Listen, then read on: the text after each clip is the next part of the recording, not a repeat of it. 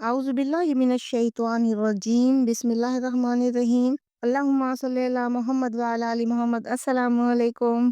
क्या हाल चाल है जनाब? ठीक ठाक। अल्लाह पाक आपको हमेशा फूलों की तरह हंसता और मुस्कुराता हुआ रखे। जहाँ रहें खुश रहें, आबाद रहें, फूलों की तरह हंसते और मुस्कुराते रहें। मैं और आप हैं अपने प्रोग्राम में जिसका नाम है दिल की बात सफा के साथ। क्या आपने कभी तन्हाई में खुद से ये सवाल पूछा कि अगर आज हमारी आंख बंद हो जाए, जिंदगी का खात्मा हो जाए, तो कल हम कहाँ होंगे?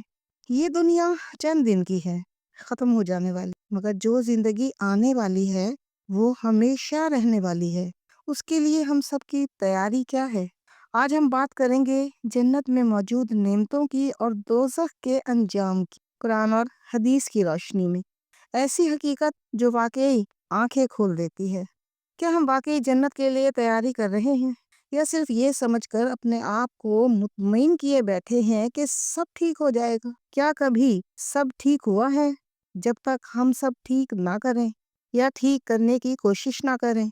अल्लाह ताला कुरान पाक में फरमाते हैं, उनके लिए वहाँ सब कुछ होगा जो वो चाहेंगे और हमारे पास इससे भी ज्यादा है। सुभान अल्लाह। जन्नत की नेमतें सिर्फ बागात और नहरें नहीं, बल्कि वहाँ ना कोई गम होगा, ना खौफ, ना बुढ़ापा, ना बीमारी और ना ही मौत। अल्लाह ताला फरमाते हैं सूरत आराफ आयत नंबर 43, हम उनके दिलों से हर किस्म की कदूरत निकाल देंगे। और आप सल्लल्लाहु अलैहि वसल्लम ने फरमाया कि जन्नत में ऐसी नेमतें हैं जो न किसी आंख ने देखी, न किसी कान ने सुनी और न किसी दिल में उनका ख्याल आया। सुभान अल्लाह। सबसे बड़ी नेमत अल्लाह का दीदार होगा। सोचिए, क्या दुनिया की नेमत चंद लम्हाती लज्जतें हमेशा की जन्नत के बदले लेने के काबिल हैं? कुरान पाक हमें खबरदार करता है, डराता नहीं बल्कि बेदार करता है। अल्लाह पाक फरमाते हैं, वो कहेंगे काश हम सुनते या समझते तो आज इस आग वालों में ना होते। अस्तगफिरुल्लाह। दोज़ख का सबसे बड़ा अजाब सिर्फ आग नहीं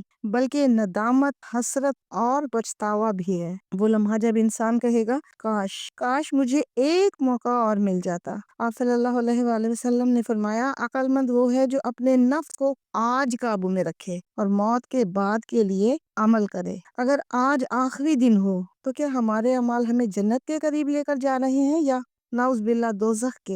हमें चाहिए कि हम अपने आगे की फिक्र करें और कुछ सामान ऐसा तैयार करें जो हम अपने साथ लेकर जा सकें। अब छोटी सी एक दुआ, ए अल्लाह हमारे दिलों को हिदायत अता फरमा दो, हमें जन्नत के रास्ते पर चला दो और दोज़ख के अंजाम से महफूज कर दो। ए अल्लाह हमारे गुनाहों को माफ फरमा दो और हमें अपनी रहमत के साए में जगह अता फरमा दो। आमीन या रब्बुल आलमीन। अगर ये वीडियो आपके दिल को छू कर गई हो तो इसे लाइक कीजिएगा, अपनों के साथ शेयर कीजिएगा और चैनल को सब्सक्राइब कीजिएगा ताकि हम सब मिलकर आखिरत की तैयारी कर सके। अपना बहुत ख्याल रखिएगा। अल्लाह हाफिज।